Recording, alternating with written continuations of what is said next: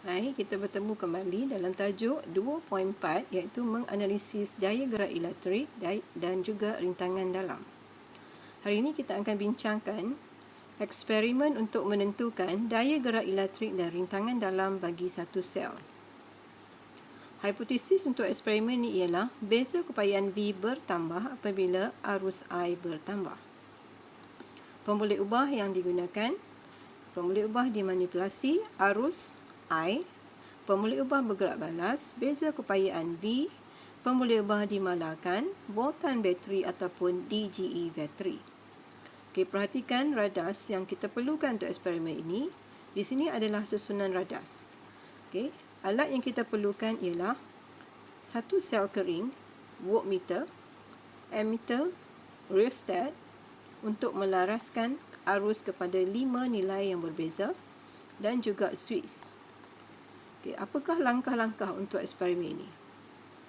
Langkah pertama, hidupkan switch. Laraskan rheostat kepada nilai arus 0.2 ampere. Catatkan atau rekodkan bacaan voltmeter. Ulang langkah tersebut dengan melaraskan rheostat kepada nilai arus 0.4 ampere, 0.6 ampere, 0.8 ampere dan 1 ampere. Bermakna kita telah memperolehi 5 set bacaan.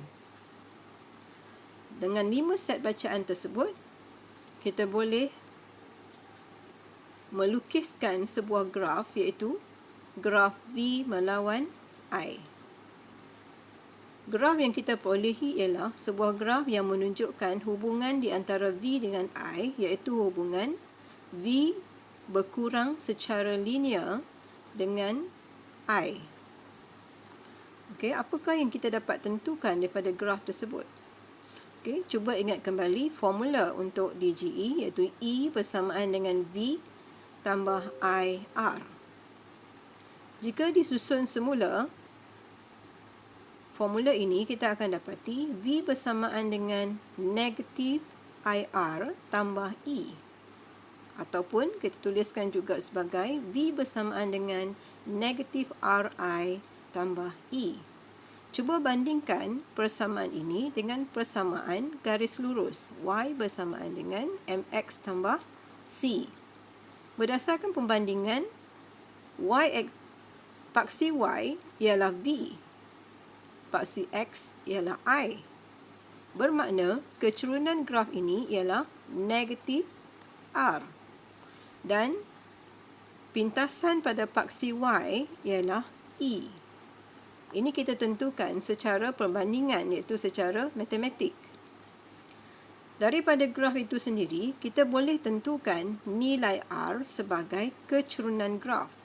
Daripada formula, kita susunkan formula ini, kita dapati R bersamaan dengan E tolak V dibahagikan dengan I. Daripada graf, kita kirakan kecerunan dengan melukiskan satu segitiga, menganggapkan nilai di sini ialah nilai E, nilai di sini ialah nilai V dan nilai di sini ialah I.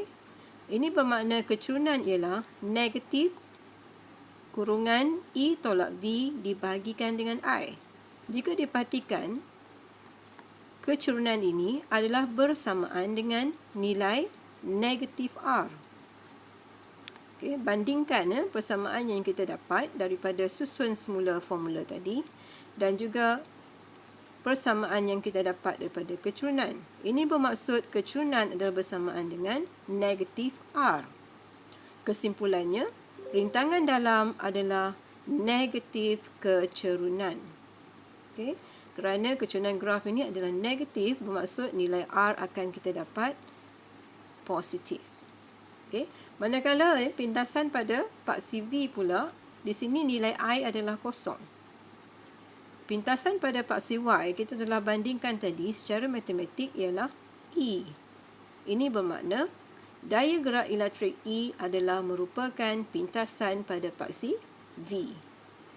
Jadi kita hanya panjangkan garis sekiranya garis tidak diberikan memotong pada paksi V, kita panjangkan garis, kita panggil juga ekstrapolasi dan sehingga memotong pada paksi V, Dan nilai yang dipotong pada paksi V ini kita sebut sebagai pintasan pada paksi V, ataupun di sini nilainya ialah daya gerak elektrik. Pemasuk dari graf kita tentukan daya gerak elektrik ialah pintasan pada paksi V, manakala rintangan dalam ditentukan daripada kecerunan graf ini. Okey, apakah yang dimaksudkan rintangan dalam? Rintangan dalam satu set adalah disebabkan oleh rintangan elektrolit antara elektrod-elektrod. Ini bergantung kepada jenis elektrolit, saiz sel, dan nilai R akan menyebabkan kehilangan tenaga haba dalam sel, ataupun kita katakan beza kepahitan V adalah lebih kecil berbanding E atau DGE. Dan formula yang kita telah terbitkan, E bersamaan dengan V tambah I R kecil, ataupun kita boleh susunkan balik bersamaan dengan V bersamaan negatif IR tambah E. Dan negatif IR ini ialah merupakan kerja yang dilakukan per unit cas untuk menentang rintangan dalam. Dan ini menyebabkan nilai E ataupun nilai bacaan voltmeter menjadi lebih kecil berbanding DGE. Okey, kita jumpa jawabkan beberapa soalan di sini. Ini adalah soalan tahun 2012 kertas 1. Apakah daya gerak elektrik? A. Kerja yang dilakukan oleh satu cas dalam liter. B. Kerja yang dibuat oleh satu kulum cas dalam liter. C. Kerja yang dilakukan oleh satu sumber tenaga untuk menggerakkan satu cas mengelilingi 1 liter lengkap. D. Kerja yang dibuat oleh satu sumber tenaga untuk menggerakkan satu kulum cas mengelilingi 1 liter lengkap.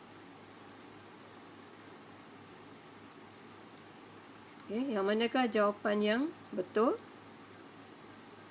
Kalau di sini jawapan yang lebih tepat ialah D, ya. Jawapan yang lebih tepat ialah D, sebab dia merujuk kepada 1 kulum cas, kerja dilakukan. Okay, soalan yang kedua, rajah di bawah menunjukkan 1 liter yang mengandungi sel kering dan perintang luar R. Sel kering mempunyai rintangan dalam R kecil dan daya gerak elektrik 1.5 volt. Ini jadi dia punya liter. Apakah bacaan voltmeter apabila suis dihidupkan? Ini kena faham konsep liter terbuka dan liter tertutup. Di sini liter adalah terbuka. DGE, ya, bagi bateri tersebut ialah 1.5 volt. Sekiranya suis ditutup, kita kena faham bahawa sebahagian voltan akan hilang, ya, untuk mengatasi rintangan dalam bateri. So, bacaannya adalah lebih rendah berbanding 1.5 volt. Jadi, jawapan B adalah jawapan yang tepat. Jadi, kamu boleh teruskan dengan latihan seterusnya supaya lebih faham, ya, untuk tajuk ini. Sekian, terima kasih.